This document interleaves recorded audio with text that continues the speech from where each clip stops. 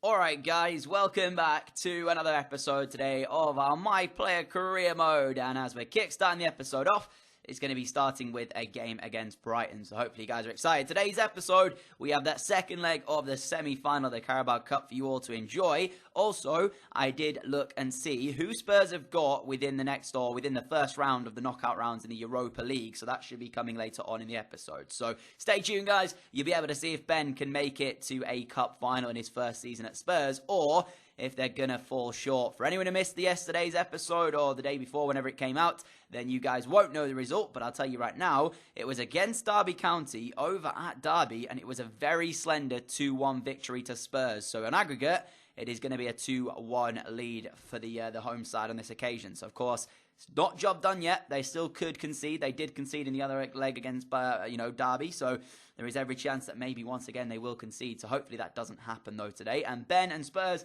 can get themselves through to a cup final, so we can enjoy that for Ben on the day. So as we kickstart today's episode, as I said, game against Brighton over at the Amex Stadium, and it was going to be an interesting one indeed. Premier League, it's always topsy-turvy, as you know, anything can happen on any given day, and Eriksen picks up the ball here inside the first 5 minutes. Ben then gets it and finds it through to Perisic, and it's a simple task for him to make the score 1-0. Literally 5 minutes onto the clock, Spurs has already got the lead. I just don't understand, guys, how last episode, it was very similar, you know?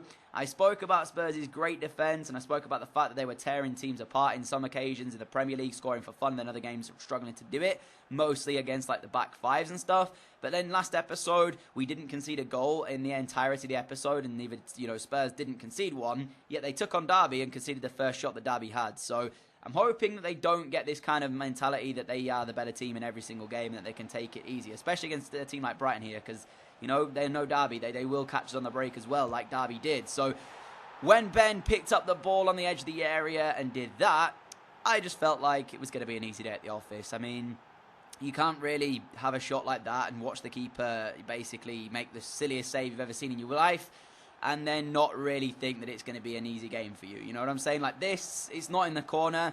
In my opinion, it should be saved. I guess you could say maybe for the goalkeeper, and the excuse he's got is that possibly he's expecting a deflection off number 22 there. That might be the reason why he doesn't react as quick, thinking that, hang on a minute, if it does take a touch on that defender, it's going to change the course of the ball. It may go the other way, and that's why the keeper doesn't dive initially. But after that, I saw it, and I was like, okay, we're bumping the goalkeeper up to 65 in terms of that one. I was already playing on 60, and the default, of course, is 50, but I moved it up to 65 after I saw that go in. So for Ben, jubilation. It's the second goal in the game as well for Spurs. They're on course to pick up another 3 points, but yeah, interesting goalkeeping to say the least there, 11 minutes in. Although 19 minutes into it, a chance for Spurs to completely shut off the game. Perisic here on this left-hand side finds Ben in the middle of the box. Good composure initially to take the right-footed touch there, and then he tries to dink the goalkeeper right in front of him. You can see keeper reacts after the touch comes in, and it was agonisingly just wide of finding the back of the net there. That would have killed the game off. It would have been 3-0 inside 20 minutes. I don't think Brighton would have been able to come back in the game if that one had gone in. And 51 minutes in, credit to Brighton. They did give us a good game here, and it was this man in the left-hand side finds Poulsen in the area. His initial shot is saved well by our goalkeeper, but the follow-up is golden for the home side, and we couldn't do enough to deny them a goal. So it is 2-1, and there's still a long way of this game to play. Have Brighton got what it takes to upset Spurs here and potentially well, I wouldn't say steal a point, but certainly grab themselves a point is what I'll say there. So I don't know what it is. Poulsen caused me so much problems last year when I was playing against them, or playing against teams that had him up front. And yeah, he's doing it again this year. He caused the issue for Lloris to have to make the initial save. And in the end, I was a bit surprised, actually, because I wondered why Spurs were so caught on the break there. They were 2-0 up in the game, so they shouldn't really be committing a lot of players forward, because at the end of the day, they don't need another goal. They wanted to see the game out. So I was a bit surprised that they did get scored on, to be fair, but it didn't matter in the end, because they did hold on to a 2-1 win. So for Ben, you can see him in the centre of the pitch there just a moment ago, hands in the air, they're celebrating that victory. It wasn't plain sailing, though, was it? So, I mean, as I said, Ben gets the assist, and also he then grabs that goal as well, doesn't he? So if he didn't score the goal that he did, where it was kind of a weird goal, let's say, then maybe that would have been a different game completely for Spurs. So yeah, I'm not going to call it a lucky victory, because it wasn't really that lucky. Although the scoreline was only 2-1 to Spurs, they did dominate a lot of the game. But it could have quite easily ended up with a 1-1 or even a 2-2 draw there. So, yeah, 3 points is important. They got it. Everton beating Arsenal, Chelsea beating Ipswich as well. Of course, keep tabs on where Chelsea are, on where Manchester United are, because those are the other teams, and City for that matter, who are fighting Spurs for this Premier League title this season. So keep tabs on their results there. Chelsea winning 2-1 in that game, so they do pick up a victory as well. And now, guys, we move on to the game against Derby. As I said, a 2-1 aggregate lead here so far for Spurs. All they've got to do is not lose the game, and they will be through to their first final with Ben in the side. So I would say, I titled the last episode, didn't I, that favourites to win the cup, and I would say I stick by that. Even with the result they had against Derby last episode out, I still believe Spurs are firm favourites to win the cup. Of course, the other two sides are Reading and Southampton, and you can see there how they got on in the first game, of course, 2-1 to Southampton, so a matched result, actually, for us and the other game. Spurs, of course, winning 2-1 against Derby, and then Southampton winning 2-1 against Reading. I was about to say against Championship opposition Reading, but they're not anymore, are they? They're a Premier League side in this series now, so can't say that, unfortunately, but I'm sure they'll be having a fight back in the other game as well. Derby, they realise that they are so close to reaching a final, so they now have to play with their heart on the sleeve and just go for it, basically. So Spurs, they've got to be disciplined and respect their opponents today. Otherwise, Derby might cause a bit of an issue. And 19 minutes in, David Nugent picks up the ball, finds Lawrence, who tests the palms of Hugo Lloris. Luckily, he was equal to it. I genuinely thought that was going to be 1-0 Derby there, and they were going to start off the game with an absolute flyer. But credit to Lloris, he adjusts his position well and gets back to make the save in the end. But Derby kept up with the pressure. I said they've got to play with their heart on their sleeve, and that's exactly what they did. They really took the game to Spurs here. Vidra now in the area, goes down under the challenger Serge Aurier, and the penalty is given by the referee. It's a bit of a dubious one, though, personally speaking.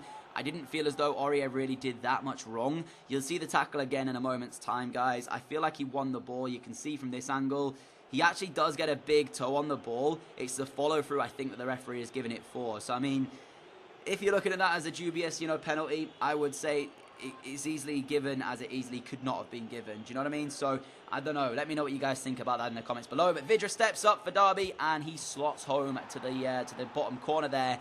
And it means game on now as Derby take the lead, much like they did in the first leg of this double leg header of this semi-final. So, Spurs, what are you made of? That's going to be the question mark now, because twice they've fallen behind in 2 games against Derby. The first game, they came back. They ended up with a 2-1 win. Are they able to pull another one back? And yeah, I was just disappointed because they didn't start off the game very well. I have to give credit to Derby because they did. As I said, they had to take the game to us, and they did that. So credit to Derby because they found themselves a goal up in the game, and it now means 2-2 on aggregate. So Matej Vidra converts the penalty. Spurs with it all to do in the remainder of this one. But they have a team out that you would expect could do the job against Derby. You got Ben, you got Harry Kane, you got Marcelo, you got so many big names in this Spurs team that you wouldn't like to see them lose this game right now. But Lawrence sends through Vidra, who finds David Nugent, and once again, Hugo Lloris is called upon to stop Derby increasing their lead. So the first kind of few chances definitely going the way of Derby. They were much the better side in the first half. But Harry Kane, as the second half began, found Heung-min Son back to Ben. Ben finds his man over on the right-hand side, who I do believe is Eric Lamela, and he comes up clutch with a great finish, and that was Spurs' first real chance of the game. So, you got to take your chances when you get them, and even though it wasn't a clear one and it didn't look like maybe Lamela had that in the bag, he does just about squeeze that into the top corner past the sliding challenge of the defender and the dive of the goalkeeper. So that's now 1-1 in the game. Derby really did play very well in that first half, but you have to play well for 90 minutes. Otherwise, that might happen. So it's back to 1-1, and it means Spurs now are 3-2 leaders on aggregate here. So Derby again have to come forward and try to do their best to get themselves back in the lead. But sadly for them, they couldn't do it. Spurs would go on to knock them out 3-2 on aggregate. It was a valiant performance from Derby, and you have to pat them on the back. They really, really did play well. I feel like, on another day, they probably would have been, moving on to a final. So, massive credit to them. They weren't quite good enough over the 2 legs, as Andre Wisdom there is doing some weird kick-ups with a ball that seems to be floating behind him. I have no idea what on earth is going on with that one. Anyways, carrying on. As I said, major credit to them. They just could not finish the job off. They scored, though, in both of the games, which is something that a lot of teams haven't managed to do this season. For example, Chelsea haven't scored against Spurs this season in both of those Premier League games that we've played. So that's one thing that Derby can say, is that they scored 2 goals over 2 games against Spurs, who currently hold one of the best defensive records in England at the moment. So not too bad there. But 3-2 aggregate win. As you can see, the other game, Southampton and Reading, yet to be played. We'll see who is going to be in that final in just a moment's time, because I'm about to show you now who we've got in the Europa League and who Spurs have also got in the final of that Carabao Cup to come. I'm really excited for that. Let me know, by the way, guys, would you prefer me to do a live commentary for that Carabao Cup final, or do you prefer the post-commentary style? Of course, if I'm doing it from live commentary, I won't be doing it from my point of view. I'll be kind of, commentating over the game and calling Ben rather than myself, like I've done, because I've not done a live commentary game in terms of this series in FIFA 18, whereas I used to do it quite a lot in FIFA 17. So that is who we've got in the next round, Sporting CP. So Ben is going to get a chance to showcase his ability on the European stage. Again, this time against tough opposition in Sporting CP. We should see Spurs, I would think, go through that game, but you can't really, predict anything right now. Anything is possible in football. And I don't know if you saw it just before, Southampton did go on to beat Reading 2-0 in the second leg of their game, which means now they win 4-1 on aggregate, and it is going to be a Southampton-Spurs final at Wembley to see who can lift the Carabao Cup. I'm excited for that one. Hopefully you guys are as well. I'm sure Ben cannot wait to play in that final game there as well. It's his first chance to win some silverware with Spurs. I can't wait for it. Hopefully it's going to be good. So now we've got one more game to come in today's episode, and it is going to be this one here. Newcastle, the opponent. This is a weird one because, playing at Wembley, these are the games where you'd expect maybe Spurs to drop some points, because in real life, this is where Newcastle would be up for this game, and you may be thinking that this is going to be a bit of an issue for Spurs. Of course, at the moment, them being top, playing in Europe, playing in a Carabao Cup final to come, still beating the FA Cup as well. We simmed one of the games just previously there, which we ended up beating, I think, Charlton in the end and moving through to the next round of the FA Cup. So we're playing on 4 fronts in this series now for Ben. So we'll see if he can play in every single game or not. So that is the team that we've got for this game against Newcastle here. Then, of course, just playing in behind Harry Kane as per usual. Newcastle side, to be honest, isn't terrible. I looked at it and I thought, there is a couple of players that maybe personally I would switch out, but overall, I think their team's a solid one, and it's a solid maybe top 12 team for them. So credit to Rafa if he's still there, because he's doing a pretty good job in signing some players. However, doesn't matter, because right now, I would say Ben is up there with one of the best players in the division, if not the best player in the division. I mean, I might be a little bit biased, but when he's doing finishes like that, and when he's playing like that, it's just so good to watch, isn't it? I mean, he's one of those players that on his day, when he's playing well, he will rival anybody in world football to say who is the best player in the world. Of course, Messi got the plaudits for it, but that just shows you the quality that he has, because he can do that in an instant. He takes one touch. Keeper Tim Krul decides he's coming out. Ben just says, you know what? Come out all you want. This is going over the top of you and into the back of the net with his Riku right foot. That is just sensational. What a delightful little chip from Ben, and Spurs lead the game by 1-0. So, as I said, on his day, when he's playing well, for me, he rivals anybody in world football. And I would say right now that when he is playing well, he is probably, in my opinion, one of the best, if not the best player in the Premier League. So let me know what your thoughts on it are, because maybe I'm being a bit biased there. Maybe there's somebody better, but I just don't see it. Spurs are top of the league.